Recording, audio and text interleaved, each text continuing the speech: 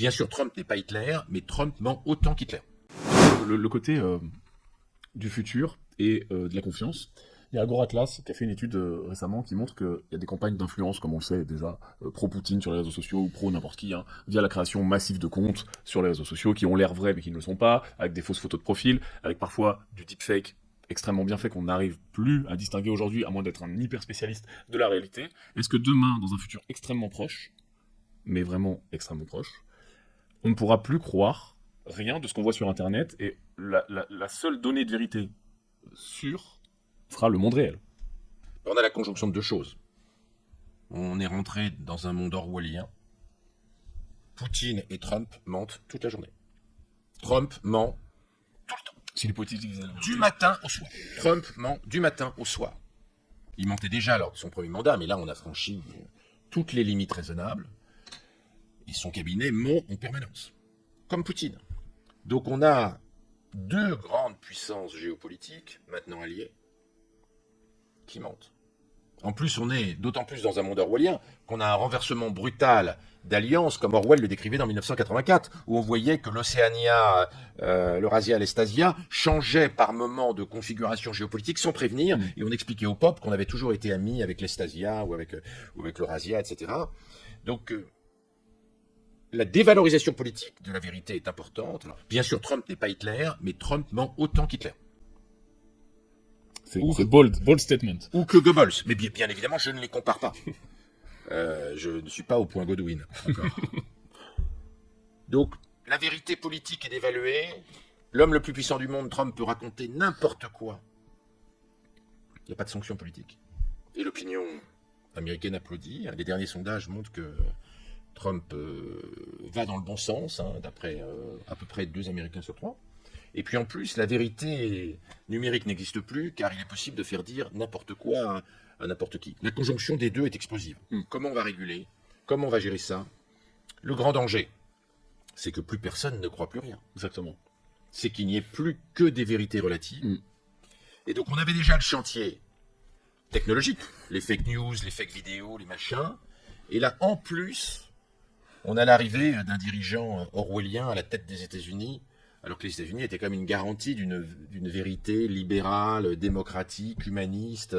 Même si les États-Unis ne sont pas un régime parfait, c'était quand même un régime auquel on pouvait se raccrocher avec des valeurs communes, contrairement aux dictatures chinoises et russes. Donc oui, ce deuxième chantier sur la mort de la vérité, chantier technologique et puis chantier politique, est un peu intimidant. Je pense qu'on va avoir quelques années compliquées quand on est humaniste. Mais Zelensky a été traité de nazi par Poutine à de très nombreuses raisons, alors que Zelensky est juif d'origine, avec tous ses grands-parents juifs dont plusieurs de ses ancêtres ont fini dans les fours crématoires de la Shoah. Ça n'empêche pas Poutine d'expliquer que Zelensky est un néo-nazi. Et une part importante de l'opinion internationale a adhéré à ça. Ça, c'était le mensonge. Mais aujourd'hui, on peut le prouver. On peut fabriquer les preuves. Et Oui. n'importe quel gamin dans sa cave peut fabriquer des preuves. Non, mais à partir du moment où on a une génération politique de post-vérité et de mensonges, en plus du chantier difficile du contrôle de la vérité à cause des fake news, fake vidéos, etc., c'est pire. C'est pire. Il y a une synergie terrible entre la post-vérité politique et puis la technologie. Pour moi, c'est un début. J'ai peur que nos enfants aient du mal à se repérer dans les 10, 20, 30 années qui viennent, et aient du mal à savoir ce qui est vrai et ce qui n'est pas vrai. Mais ça va être aggravé aussi, même s'il est en retard, par le multiverse. Si on multiplie les simulations, on va pouvoir vivre dans plein de réalités alternatives. Donc en fait, ce serait un troisième...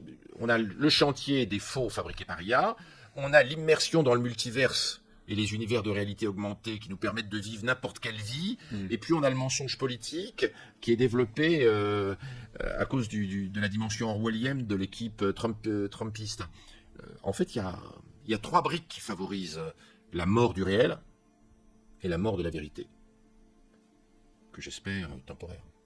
Mais et puis on peut rajouter après les dispositifs de type Neuralink qui pourraient mettre dans notre cerveau une représentation fausse du monde.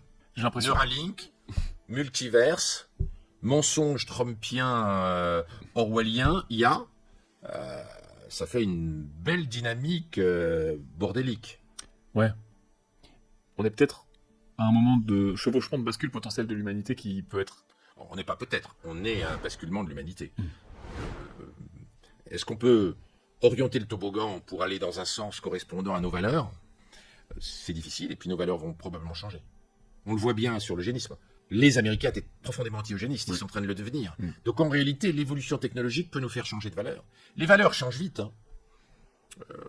J'incite tes auditeurs, si ça les intéresse, de voir, de lire les papiers et ce qui était publié par un neurochirurgien marseillais, qui est le docteur Lévesque, sur ce qu'on faisait en matière de chirurgie du cerveau aux gamins qui se masturbaient dans les années 50 et 60 en Amérique du Nord.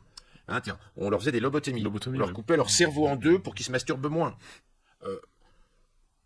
Parce que c'était un péché mortel et que l'Église réprouvait, notamment au Canada, la masturbation. Aujourd'hui, ça semble très étrange. À l'époque, ça semblait totalement légitime de couper un cerveau en deux pour diminuer l'onanisme. On voit qu'en réalité, les valeurs peuvent changer vite. Et là, la technologie va faire changer à toute berzingue nos valeurs. Parce que notre rapport à la machine va changer. On va vouloir être compétitif, donc on va accepter plein de transgressions. On va à la fois avoir une humanité qui va vieillir parce que l'espérance de vie augmente, ce qui limite finalement le changement idéologique, parce que les vieux changent plus difficilement d'idées. Et ça va aller en contradiction finalement avec l'accélération technologique qui va pousser les humains à se reconstruire, à se réinventer en permanence pour s'adapter aux événements technologiques successifs.